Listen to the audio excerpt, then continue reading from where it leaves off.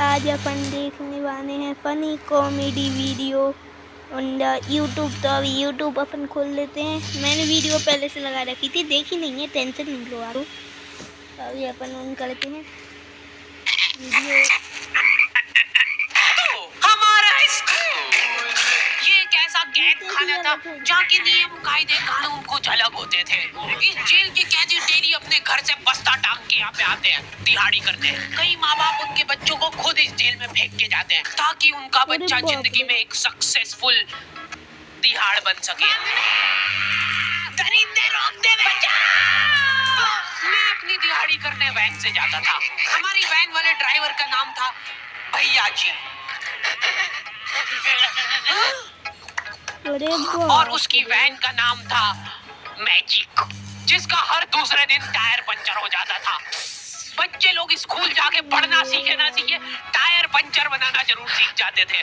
लेकिन भैया जी से मेरा अलग अटैचमेंट था। उनसे मेरे को दिल से नफरत थी। ये आदमी सुबह 5 बजे आके मेरे घर के सामने हॉर्न बजाता था। अरे भैयू, ओए भैयू, जल्दी से तैयार हो जा बेटा, 5 मिनट में निकलना है फटाफट। 9 बजे का स्कूल है यार हमारा। लेकिन ये आदमी सुबह सबसे पहले आके मेरे को लेता था। उसके बाद हम 3-4 घंटे पूरे शहर भ्रमण पे निकलते थे। शहर के पूरे आखिरी कोने से बच्चे ले लेके आता था ये आदमी। जहाँ पे वैन जा भी नहीं सकती उधर कूदा कूदा के ले जाता था ये, और फिर टायर पंचर हो जाते थे। शाम पड़े वापस से हमको घर घर छोड़ के आता था ये। जिंदगी बर्बाद कर दी थी भैया जी ने मेरी। सबसे पहले लेते थे और सबसे आखिर में छोड़ते थे। लेकिन मैं फिर भी उसी वैन में जाता था क्योंकि चमेली भी हमारी वैन में आती थी। और बात यह है कि वो मेरे पास ही बैठती थी, मतलब मजबूरन। उसके पास और कोई ऑप्शन ही नहीं बचता था और मैं बचाता भी नहीं था। मैं घर पे जाते से जो 2-3 घंटे मेरे को सोने के लिए मिलते थे उसमें सोता नहीं था और मैं प्लानिंग करता था कि कैसे चमेली सिर्फ मेरे पास बैठे। चमेली सबसे आखिर में आती थी और मैं सबसे पहले सुनसान वैन में चढ़ के बस्ता अपने पास में रख के और फसर के सो जाता था। बाकी सारे बच्चे अपना बस्ता गोदी में रखते थे क्योंकि तुम्हारे बाप की वैन नहीं है, मतलब मेरे भी नहीं थी। पर मेरे ऊपर भैया जी को तरस आ जाता था कि बेचारा 5 बजे से आया है, तो वो सोने देते थे। अरे कैसे चला रहा है ये गाड़ी? रुक जा, गाड़ी चलाना नहीं आती क्या? देखो, आदमी इतना तभी चिढ़ता है जब उसकी जिंदगी में कोई लड़की ना हो। नहीं है ना? नहीं, मैं समझ सकता हूँ लड़की ना होने का दुख दर्द। मैं भी किसी जमाने में लड़कियों की तलाश में गली मोहल्ले भटकता था। फिर एक दिन मेरे पास से वो निकली। तो जैसे ही मैंने हैपन खोल के देखा, उसकी आईडी मेरे फोन पे चमक रही थी। हैपन ये एक रियल लाइफ डेटिंग ऐप है। यहाँ पे तुमको वो लोग मिलेंगे जो तुम्हारे आस पड़ोस से निकले हो कभी न कभी। 100 किलोमीटर दूर रहने वाले लोगों से बात करके फायदा ही क्या जब तुम मिल ही ना पाओ। और अगर तुम्हारी घिनौनी शक्ल देख के यहाँ पे तुमसे कोई प्यार मोहब्बत नहीं भी करता है तो तुम फ्रेंडशिप तो कर ही सकते हो फिर भी। So go and check it out happen. Link is in the description. लेकिन मैं सोता नहीं था, मैं आँख बंद करके चमेली के घर का इंतजार करता था। तो क्योंकि चमेली आखिरी में आती थी तो वैन पूरी पैक पुक हो रखी होती थी, बच्चे बाहर उबल रहे होते थे और मैं अपना बस्ता पास में रख के एक्टिंग देखो एक्टिंग। और जैसे ही वो आती थी, हड़बड़ाना नहीं, ऐसे टाइम पे हड़बड़ाते नहीं है कि फटाफट बैग उठाया और आओ इधर बैठो जल्दी। मत करना ये हरकत, भाग जाएगी वो। धड़क नहीं झलकना चाहिए जरा सी भी, एकदम सटल रखना है। क्या हुआ? और कहीं जगह नहीं है क्या? तेरे मुंह में मुंह दूंगा मैं। अच्छा ठीक है, इधर ही बैठ जाओ। देख रहे हो एक्टिंग, देखो तुम लौटने की। न जाने कौन सी नशीली खट्टी मीठी खुशबू लगा के आती थी चमेली। आज तक उसकी खुशबू है मेरी नाक में। मैं वो खुशबू का पूरा मजा ले ही रहा होता हूँ, इतने में एकदम भभका बास आती है जगह से। जैसे ही मैं बाहर झांकता हूँ, मरा हुआ कुत्ता पड़ा है वहाँ पे। एक काली कार सूख करके निकली और मेरे बच्चे को मार दिया। कैसे करके निकली? शूक। ऐसे नहीं निकली थी, मैं यहीं पे खड़ा था, वो कार आई थी और जैसे ही वो बच्चा नीचे आया तब वो खड़ा, वो बच्चा चिल्लाया और फिर कार करके भाग गई। उधर कुछ बच्चे ऑटो रिक्शा से भी आते थे स्कूल। ऐसा लगता था कि पूरे स्कूल के बच्चे इस एक ऑटो रिक्शा में ठूस ठूस के ले जाता है वो। ये ऑटो वाले और भैया जी दोस्त थे और अब ये बीच सड़क पे रेसिंग लगवा रहे हैं। इनकी गाड़ियां उबला रही है बच्चों से, फिर भी नहीं मान रहे ये लोग। जी तुम अरे भाई साहब, स्कूल जाके वो पीछे मुलट के देख रहा है तो एक बच्चा नहीं बचा उसके ऑटो रिक्शा में। हमारे भैया जी बेचारे पीछे से उनके गिरे हुए बच्चों को उठा उठा के ला रहे थे। ये सब हरकतें करके हम लोग जैसे तैसे कैद खाना पहुंच जाते हैं। सुबह 5 बजे से निकलने के बावजूद हम लोग लेट पहुंच रहे हैं वहाँ पे पहुंच के हमने देखा कि 4 लौंडे मरे हुए पड़े हैं जिनको डॉन ने मारा है। डॉन हमारे स्कूल की इंचार्ज थी।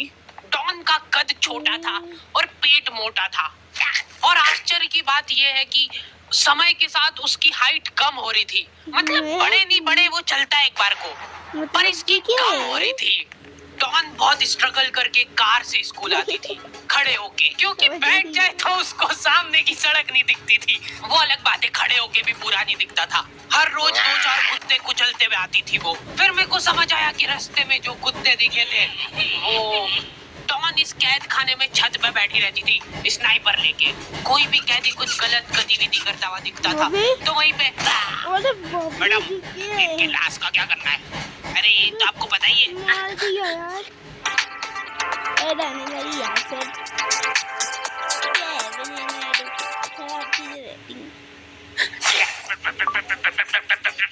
कहाँ रह गए थे यार झमू दीदी? फटाफट ये खून वून साफ करो। झमू दीदी बुलेट से स्कूल आते थे और ये अफवाह फैली हुई थी पूरे स्कूल में कि उनके घर पे मर्सिडीज भी है। लेकिन झमू दीदी हम्बल रहना पसंद करते हैं।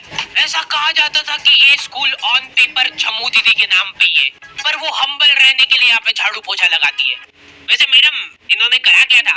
गैर कानूनी पेन फाइट का सट्टा खेलते थे ये लोग क्लास में।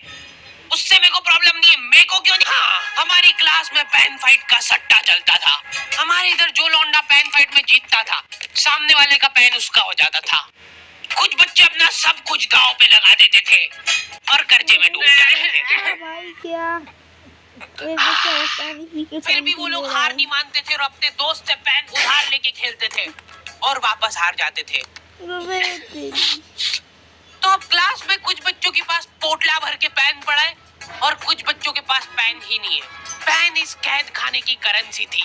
जिसके पास जितने महंगे पेन वो उतना रईस। यहाँ पे ब्लैक में पेन इधर उधर होते थे। नॉर्मल लोगों के पास होते थे 5 रुपए वाले जीफी जेल, जो कि तुम एक पन्ने पे लिखोगे तो पीछे 10 पन्ने तक छप जाएगा। और उनसे भी गए बीते लोग होते थे जो 3 रुपए वाला यूज एंड थ्रो लेके आते थे और उससे भी उनकी अच्छी राइटिंग आ जाती थी। बहुत चिढ़ मचती थी यार मेरे को उनसे।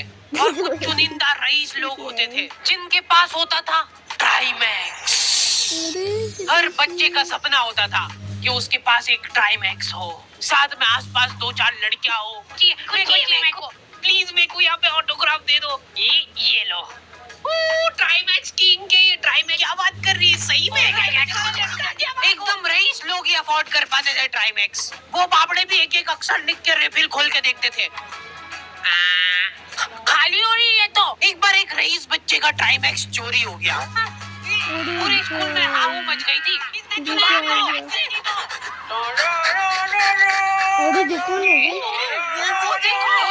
पता चला कि वो आदमी दौड़ भी सकता है। हमारे स्कूल में कुछ भी कांड हो रहा है ये आदमी सबसे पहले दौड़ के आएगा, पूरा बैग खोल चोर, और बच्चों के बैग चेक करेगा। स्कूल वालों को भी इसकी सैलरी देते वक्त सबसे ज्यादा आखरती है। सैलरी की किस चीज की? इस आदमी की शक्ल देख के ऐसा लगता था कि ये स्पोर्ट्स की आड़ में वैन वालों के साथ मिलकर बच्चों की स्मगलिंग करता है। इस महान आदमी का नाम था भूषण। इसने अपनी जांघ पे टैटू करा रखा था, भू अलग जांघ पे, सड़ अलग जांघ पे। सर कल से खो-खो खेलने के लिए कितनी बजे आना है?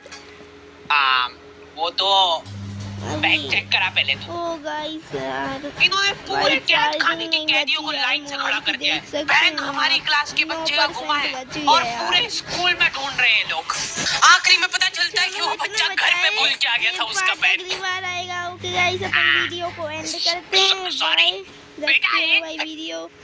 ओके, जय हिंद, जय भारत।